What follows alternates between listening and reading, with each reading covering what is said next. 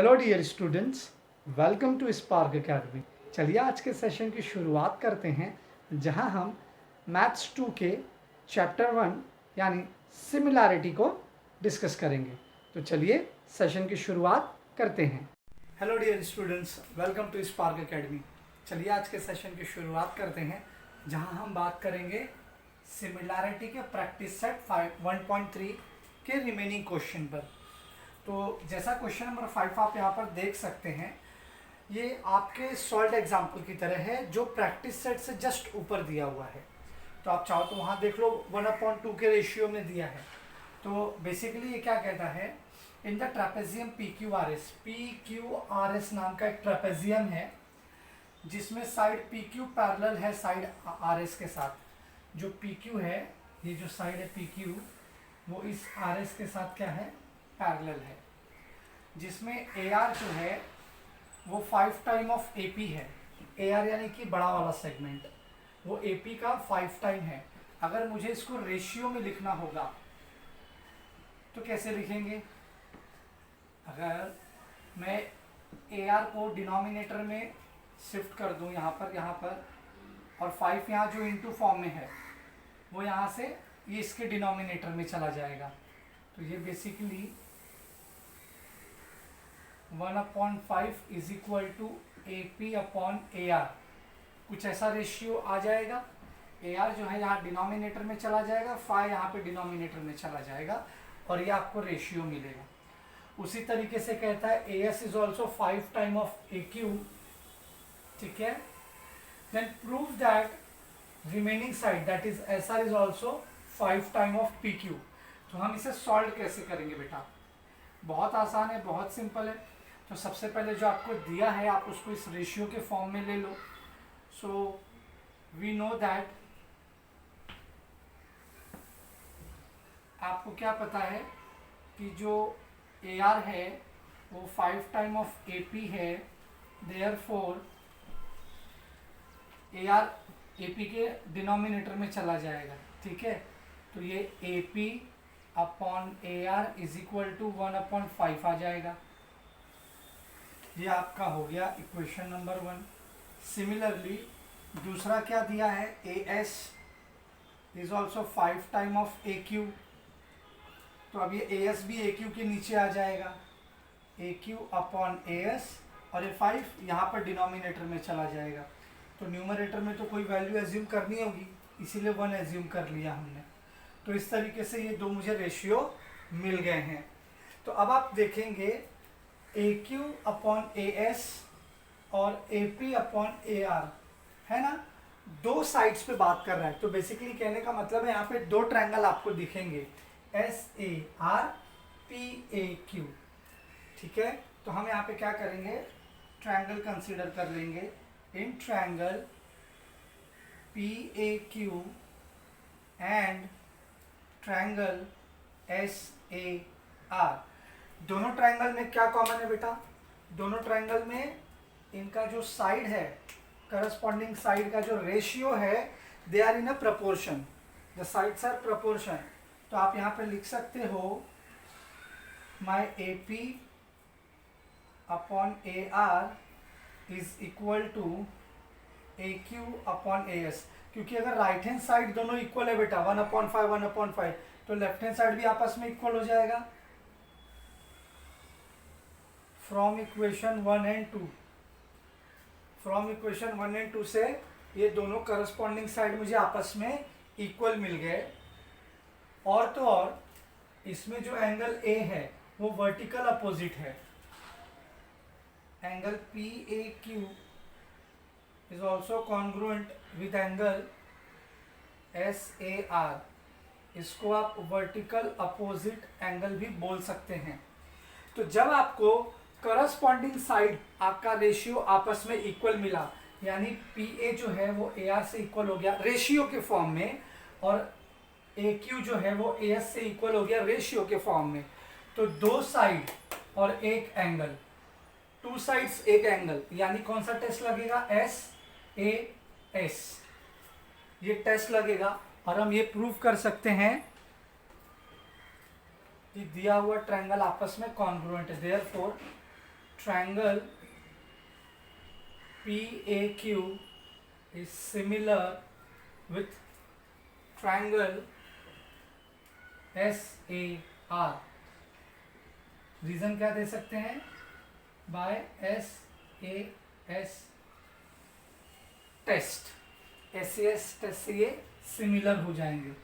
So therefore अब जब इनका करस्पॉन्डिंग साइड जब ट्रायंगल इक्वल हो गया तो इसका करस्पॉन्डिंग साइड भी आपस में का रेशियो भी आपस में क्या हो जाएगा? सिमिलर हो जाएगा. तो इसमें से कोई भी आप रेशियो ले सकते हैं. तो मैं यहाँ से AP अपॉन AR ले लेता हूँ. मैं AP upon AR and AQ upon AS is also equal with PQ upon SR. Corresponding sides are proportional. मैं यहाँ क्या कह सकता हूँ? Corresponding sides are proportional. मतलब इस दोनों ट्रायंगल सिमिलर हैं, इसीलिए इनके तीनों साइड का जो रेशियो है वो भी आपस में इक्वल है. और जैसा कि आप जानते हैं इन दोनों साइड का रेशियो किससे इक्वल है? 1/5 1/5. तो PQ अपॉन SR भी क्या होगा? Therefore my PQ upon SR will also equal to 1/5. अब आप चाहो तो क्रॉस मल्टीप्लाई कर दो. ये 5 कहाँ जाएगा? PQ के पास. तो ये और SR कहाँ जाएगा? 1 के पास. Is equal to 5 time of PQ. और देखो आपको यही प्रूफ करना था. SR is equal to 5 time of PQ, SR is equal to 5 time of PQ. तो सेम क्वेश्चन आपके प्रैक्टिस सेट के 1.3 के जस्ट ऊपर ही दिया है, वहाँ पे 1/2 दिया है. सो आप चाहो तो वो सॉल्व एग्जाम्पल भी कर लो और इसे भी इसका भी स्क्रीनशॉट ले लो. Okay student, coming to the question number 7. Here says ABCD is a parallelogram. ABCD is a parallelogram. Point E on side BC. E जो है BC के ऊपर एक पॉइंट है. लाइन DE इंटरसेक्ट रे AB. लाइन DE इंटरसेक्ट रे AB इन point T. ये जो DE लाइन है ये AB को एक पॉइंट T के ऊपर इंटरसेक्ट करती है. Then prove that DE into BE. This where it is DE into BE is equal to CE into TE. तो अगर आप देखेंगे बेटा तो बेसिकली हम दो साइड पे बात कर रहे हैं. यहाँ पर बात करते हैं BE और TE पर, और इस ट्रायंगल में हम बात करते हैं DE और EC पर. तो ये जो आपको स्ट्रेट लाइन में दिया है, अगर मैं इसको रेशियो में कन्वर्ट करना चाहूँ तो कैसे कन्वर्ट होगा? तो DE जो है साइड वो किसका है? ट्रायंगल DEC में DE एक साइड है और दूसरा साइड है EC. तो इसे यहाँ ड्रैग कर लेंगे तो ये बेसिकली क्या हो जाएगा? DE अपॉन CE है ना.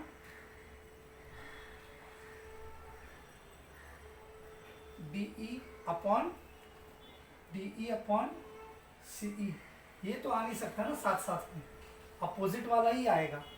तो DE का अपोजिट TE है, तो यहाँ से TE जो इनटू में है इसको DE के पास भेज दो, और यहाँ जो CE है ये BE उसके नीचे शिफ्ट कर दो. तो इससे क्या पता चलेगा कि आपका ट्रायंगल, मतलब आपको प्रूफ क्या करना है? ये प्रूफ करना है कि जो ट्रायंगल हैं इनके साइड का जो रेशियो है they are in a proportion. ये आपको प्रूफ करना है. अभी इसके पहले सम्स में किया था कि अगर रेशियो का साइड सेम आ गया तो हम उसे कहते हैं corresponding side of sides are proportional. ठीक है, कब कहते हैं? जब ट्रायंगल आपस में सिमिलर होता है. तो बेसिकली आपको करना क्या है? यहाँ पर आपको ये प्रूफ करना है कि ये दोनों ट्रायंगल जो हैं, कौन सा? DEC TEB, ये दोनों ट्रायंगल आपस में सिमिलर हैं. एक बार ट्रायंगल सिमिलर हो गया तो हम इनके करस्पॉन्डिंग साइड का रेशियो ले सकते हैं. तो DE किसके करस्पॉन्डिंग में जाएगा? DE करस्पॉन्डिंग पे जाएगा TE के, और जो CE है वो करस्पॉन्डिंग जाएगा BE के रेशियो में. ठीक है, तो आइए इसको सॉल्व कैसे लिखेंगे, कैसे, अब वो देख लेते हैं. तो इसके लिए सबसे पहले एक तो ये कहता है कि ABCD इज अ पैरेललोग्राम. क्यों बोला है? इसलिए बोला है कि अगर ए बी जो है वो इस ए सी डी सी से पैरेलल हो जाएगा, क्योंकि पैरेललोग्राम है, और पैरेललोग्राम में आपको पता है कि अपोजिट साइड इक्वल पैरेलल होता है और इक्वल भी होता है। तो मैं कहता हूँ कि मेरा जो ए बी है वो एक्सटेंडेड है टी तक, तो बेसिकली मेरा जो ए टी है वो पैरेलल है डी सी के साथ, और ये जो लाइन है डी टी ये है ट्रांसवर्जल। तो इससे क्या होगा, इससे क्या होगा बेटा, इससे होगा ये कि मेरा ये वाला एंगल बी टी ई जो है इस ई डी सी इस एंगल से कॉन्ग्रुएंट हो जाएगा बाय अल्टरनेट एंगल टेस्ट से। और दूसरा ये वर्टिकल अपोजिट एंगल, ये वर्टिकल अपोजिट एंगल, तो इससे क्या होगा कि ये दोनों ट्रायंगल आपस में सिमिलर हो जाएंगे बाय एंगल टेस्ट से। तो जब ट्रायंगल सिमिलर हो गए तो उनका करस्पॉन्डिंग साइड का जो रेशियो है वो भी आपस में प्रपोर्शनेट होगा, और यही मुझे प्रूव करना है। तो आइए हम पहले यहाँ लिख लेते हैं in quadrilateral A B C D, ठीक है, A B is parallel with C D, reason क्या देंगे, opposite sides of parallelogram are parallel, therefore अब ये जो मेरा ए बी है बेटा, ए बी एक्सटेंड कर दो ए टी तक, here A T is parallel with since A dash B dash T are collinear, ठीक है। तो अब ए टी सी डी से पैरेलल हो गया on transversal D T, therefore angle ले लो दोनों का, अब ए टी लिया ना हमने लाइन, तो A T D, angle A T D is congruent with angle TDC by alternate angle test, ठीक है। अब जैसा कि मुझे पता है मुझे ए टी डी पूरा नहीं चाहिए, बी टी डी चाहिए, तो उसे शॉर्ट कर लो, B T D is congruent with angle, अब मुझे टी डी सी पूरा नहीं चाहिए तो मैं उसको ई डी सी ले लूँगा, आप इसे इक्वेशन 1 दे सकते हो, और रीज़न क्या देंगे, since A dash B dash T and T dash E dash D are collinear, ठीक है। ये जो आपस में है ये सारे के सारे, ये दोनों लाइन जो आपस में है कोलिनियर है, एक ही लाइन पे आ रहे हैं ना, तो हम इसको शॉर्ट कर लेंगे कोलिनियर दिखाकर। अब मैं यहाँ क्या करूँगा, ट्रायंगल कंसीडर कर लूँगा, ठीक है। वो कौन सा ट्रायंगल, जिसे मुझे कॉन्ग्रुएंट बताना है, देयरफॉर ट्रायंगल, इन ट्रायंगल, चलो कर लो, कौन सा है, B T E and triangle E D C, ये नीचे कट तो नहीं रहा, नहीं अभी है, एक लाइन और आ सकता है। अब यहाँ पर मैं दो चीज़ें कर लूँगा, सबसे पहले तो फ्रॉम इक्वेशन 1 से ये पॉइंट उठा लो कि मेरा जो बी टी डी है वो कॉन्ग्रुएंट है ई डी सी के साथ,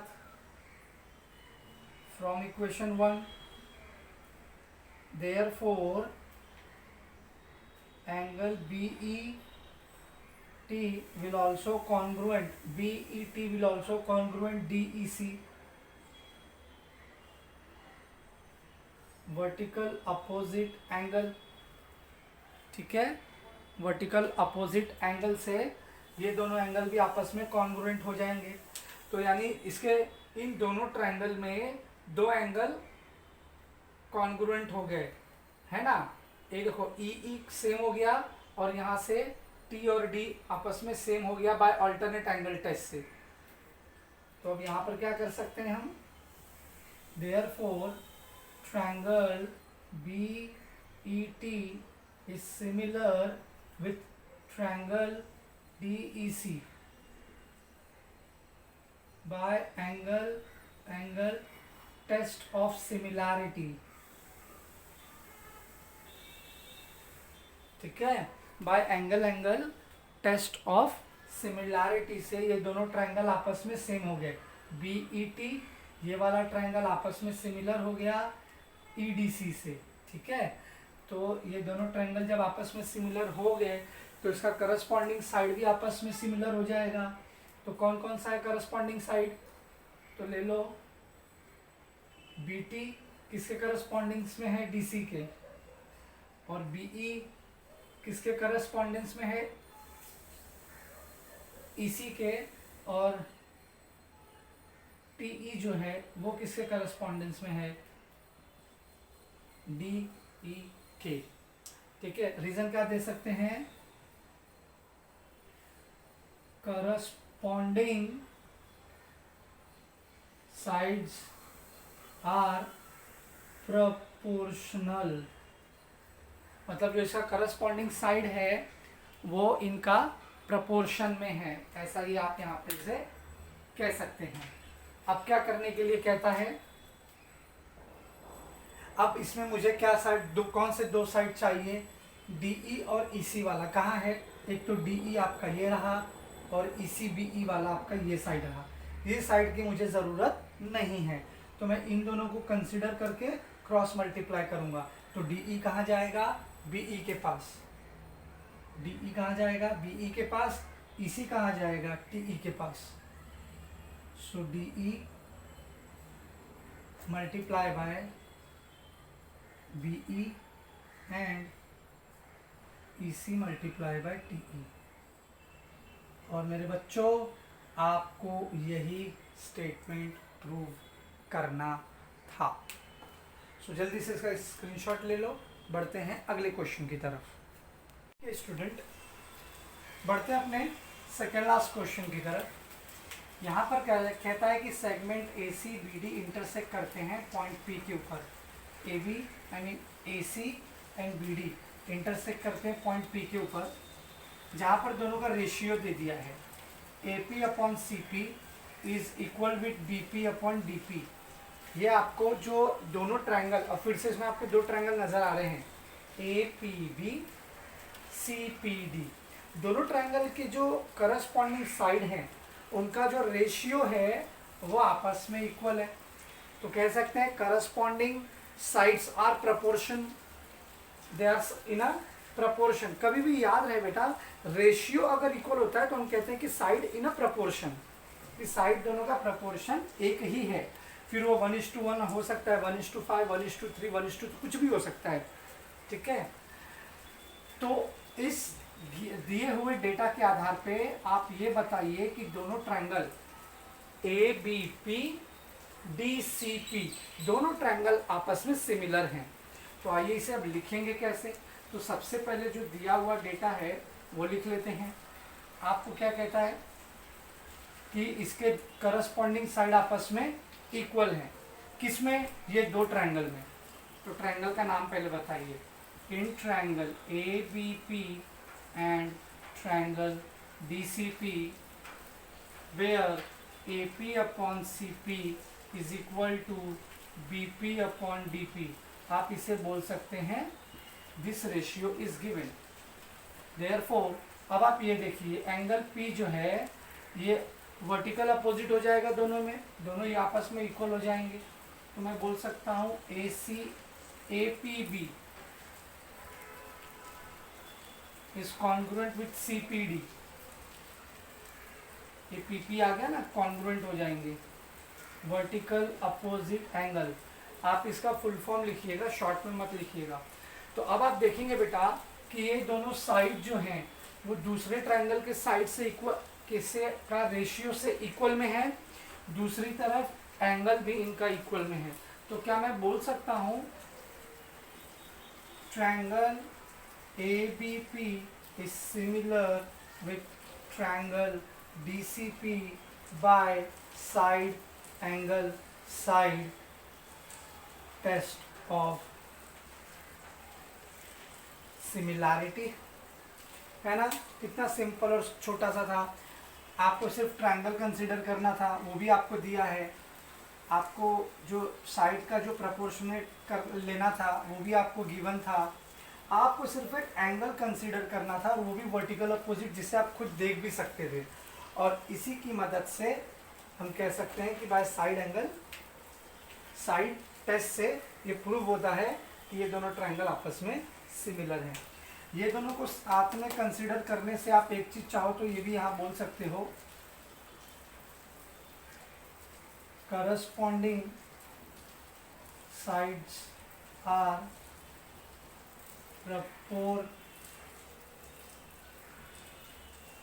प्रपोर्शनल।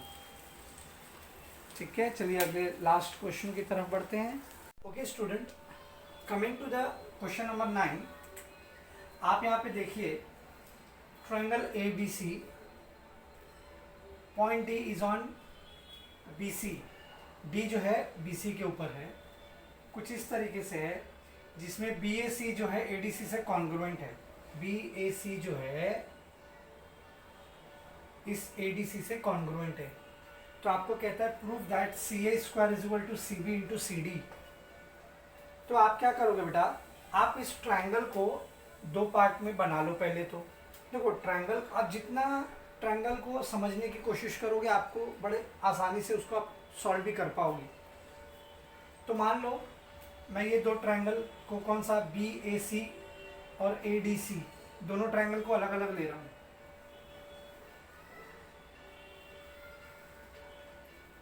तो एक तो है B A C, B A सी, दूसरे में ले लेते हैं ए डी सी। तो डी और ए से कॉन्ग्रुएंट है ना बेटा।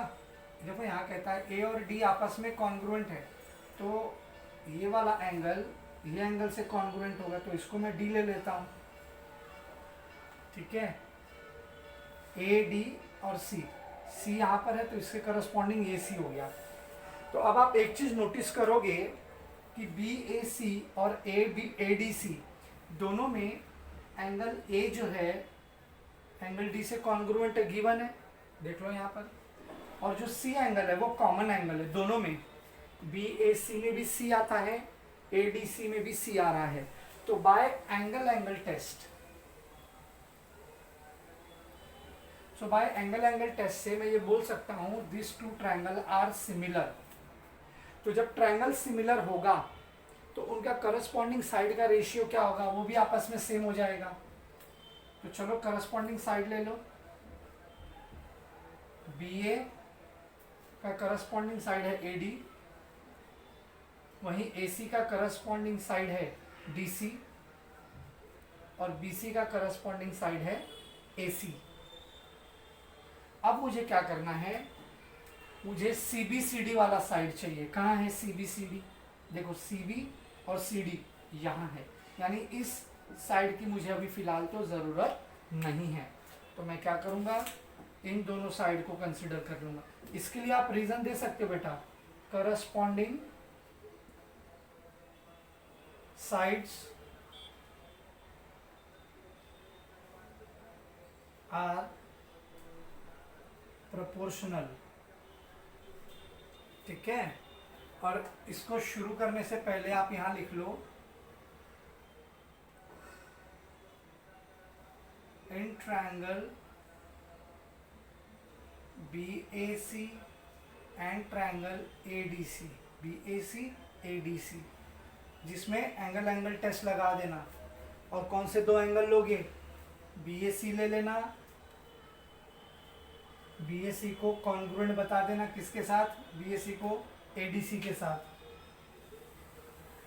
और दूसरा बी सी ए को कॉन्ग्रुएंट बता देना ए सी डी के साथ। रीज़न क्या दोगे, ये तो है आपका गिवन और ये है आपका कॉमन एंगल।